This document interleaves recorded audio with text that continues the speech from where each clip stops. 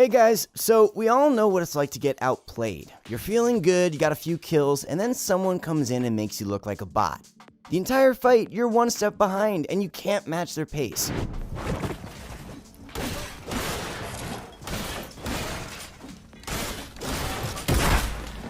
Of course it's Dubs. He's got the strats. He's got the wall strats. He can just take any wall. It literally just take any wall, bro.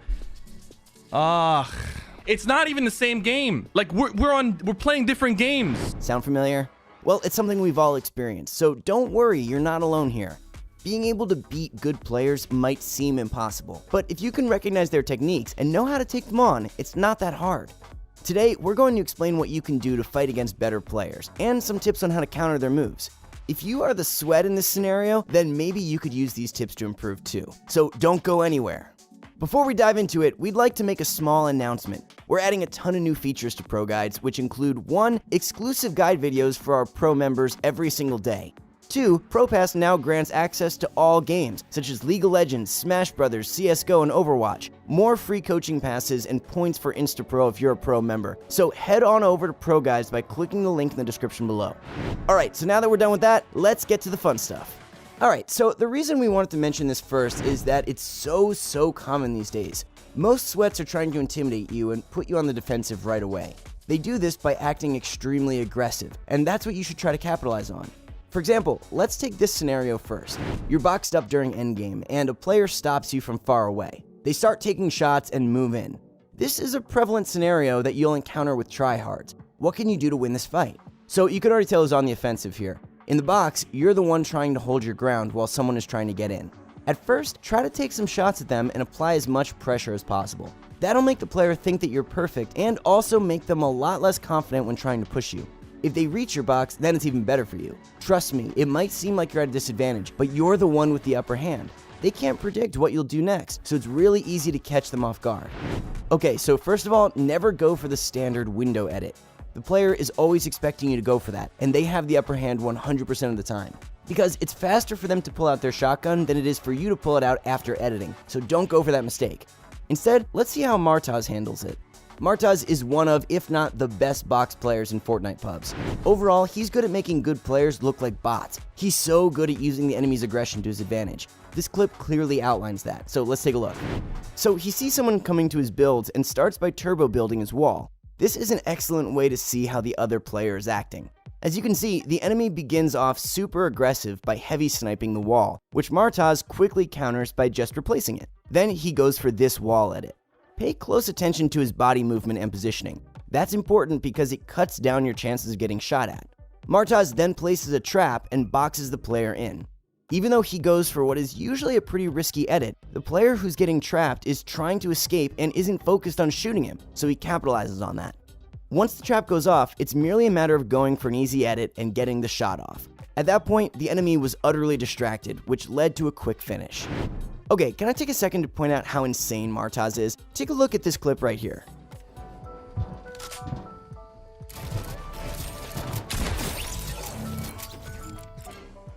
Now that's what I like to call 200 IQ. That was such a creative play. That opponent probably thought he was playing it so well, then gets hit with the bait. The critical thing to note here is how Martaz switched up the entire tempo of that engagement. While he started on defense by boxing his opponent in and going for something a bit risky, he was put on the offensive, which makes it a lot easier to kill the opponent. In all of these clips, he's able to catch his enemies off guard by just being aggressive. It isn't that hard. Of course, it'll take some time for you to get as good as Martaz, but it's surprisingly easy to use this in-game.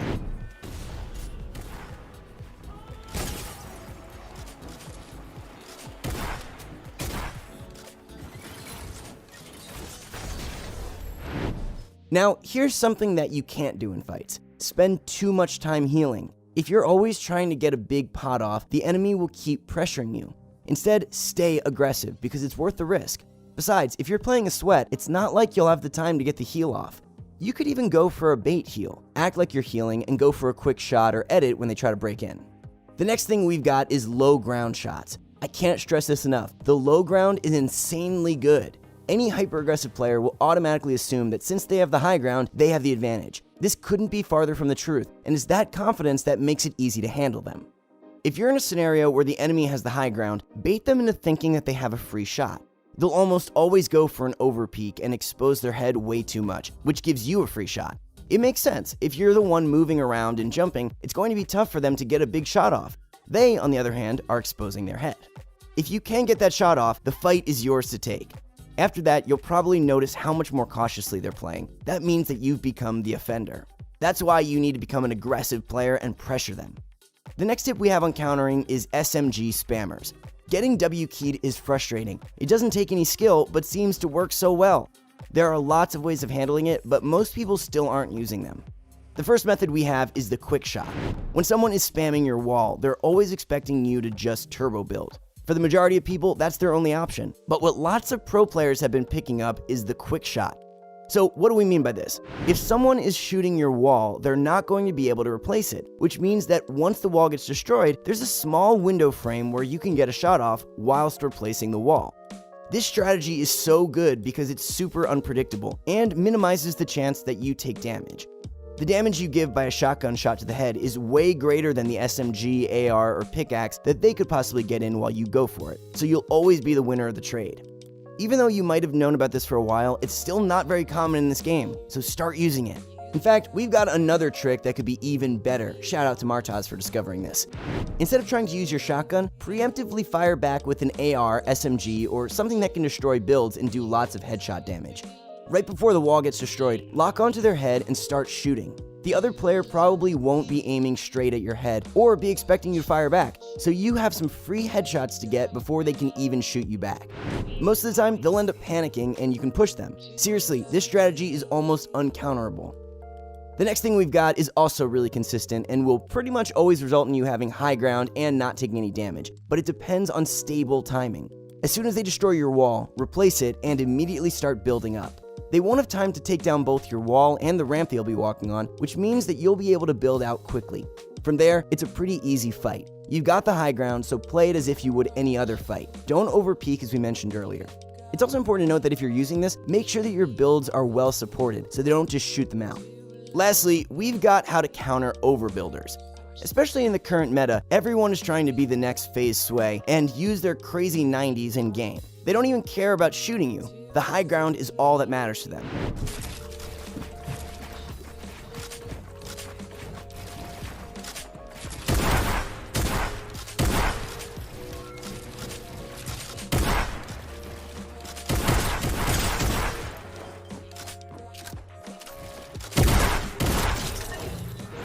Don't waste your time building up higher and higher because trust me, they'll always have the high ground.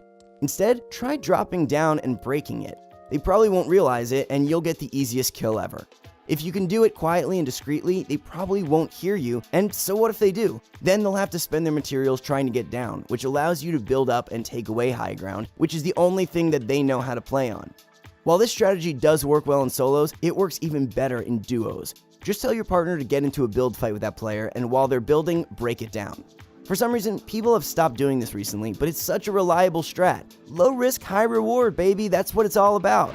Alright, so here's a quick summary of what we've learned. Number 1, be the aggressive player. Don't let the enemy intimidate you and don't waste time trying to heal. And number 2, go for quick unpredictable shots before a wall replaces, or even spray back. Break the structure down instead of going into a big build fight. So to conclude, no one likes playing sweats. They're always using some new strat or building with some crazy technique they just discovered. But they're effortless to kill if you can pinpoint their weakness. The significant takeaway from this video should be, as we repeated throughout the video, it's all about turning their sweatiness to your favor and changing up the tempo of the engagement. If you can do that, then you're guaranteed to win any fight that you encounter. The most important thing to do is not to panic. That's what they want. They're trying to get in your head and prey on you making bad decisions. But if you think it out, they lose that ability. Keep in mind, to accurately execute all these techniques, it's essential to have proper mechanics. The clips that we showed in this video all made use of the tips so well because they were done so correctly. All of them depend on speed and accuracy, so it's good to practice that as well. Do these tips help you guys out, or do you have any other suggestions that you use to kill tryhards? Let us know in the comments section. Also, don't forget to drop a like. It allows us to make more videos just like this one. Thanks so much, guys. We'll see you all out there.